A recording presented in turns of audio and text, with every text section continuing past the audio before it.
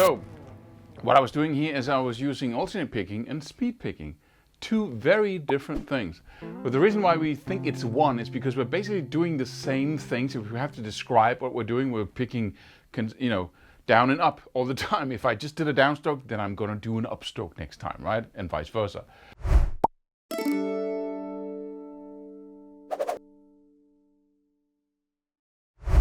But that's the only thing almost they have in common.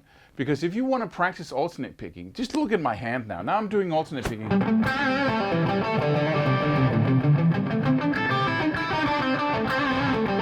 That's kind of a jumpy feeling, right? Because I want to influence every single pick stroke. I want to influence the sound of what I do.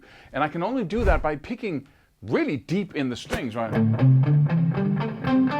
And also doing that, I'm just going to cut out the delay. Doing that really, makes it impossible to do it fast, because otherwise I have to use my arm to make that happen if I'm picking that deep. So alternate picking is basically a way of playing lines and licks and melodies, and that's a really nice technique. Speed picking is a robotic movement that is with very small movements, and it's in the surface of the string. You can use alternate picking to play very fast, but then you must force the pick through the string by using force, like, right? And do, right? And it becomes very, it doesn't sound really good. This sounds good. Picking in the surface of the string, that's speed picking, and it's basically a pattern. Right? Alternate picking is also a pattern, but I can influence that pattern all the time. Right? I can do pinch harmonics in the middle of my alternate picking action. I can pick less deep or very deep. Like, as I palm mute, I can pick even deeper, right, into the string and get another sound out of that. That's alternate picking.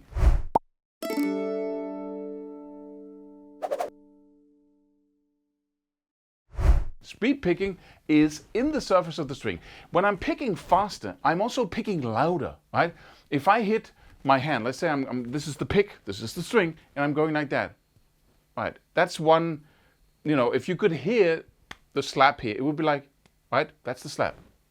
Could you hear that? But if I just increase the speed without increasing anything else, I'm hitting it harder. I really am. Yes, that's it, right? That's not harder, it's just faster, and faster is harder. There's no difference between the two. So when I'm picking fast, I don't have to go deep into the string. It actually sounds a little bit, right? If I go very deep and very fast, because the faster I pick, the louder the noise gets. But if I pick in the surface,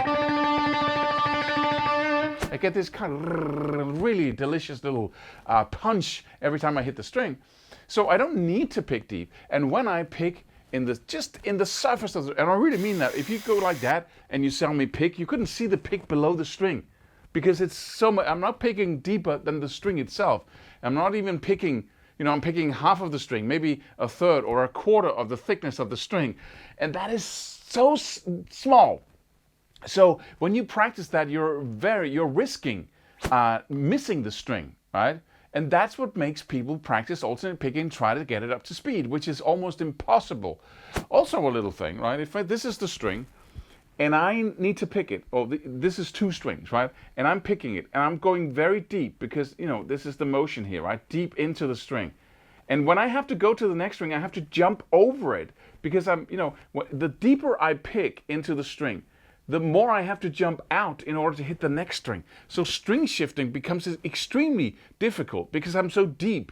But if I'm picking in the surface of the string like this, just grazing it, and I'm doing it with a motion like that, if I exaggerate it like that. So if I'm already in the surface, then it doesn't take more than this to clear me of the next string, because it's going out, right? Pendulum picking. So that makes speed picking, you just have to move the pick to the next string. You don't have to do anything extra to make a string shift happen, which was such a problem for me, right? And it is to almost everyone, because we think that alternate picking is the same as speed picking. So we practice. This is alternate picking, not speed picking. If you're lucky, your brain figures it out by itself, right? And that happens to people who we think that's practice, but it's not. If I practice speed picking, I practice because the string shifting is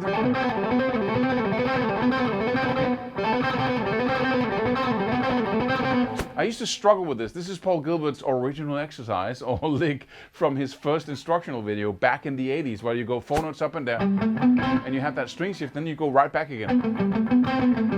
And then he just increased that by having 2 string shifts. Right? That was a nightmare, that little lick. It's super hard. And it's especially hard when you use alternate picking, because then you have to clear that string, which is almost impossible. Have you noticed, right, if you've been practicing stuff like this?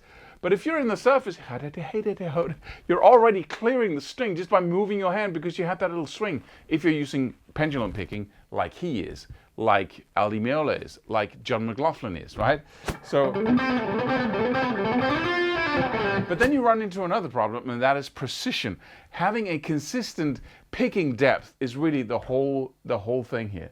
And that's what we practice when we practice speed picking, which is robotic, which is simple, because the less time you have to spend on each note, the less you can do with each note. So you don't have to pick pinch harmonics or picking deep, or, you don't need that, because you're basically just producing very fast notes after each other. And, it's just, that's what you need, right?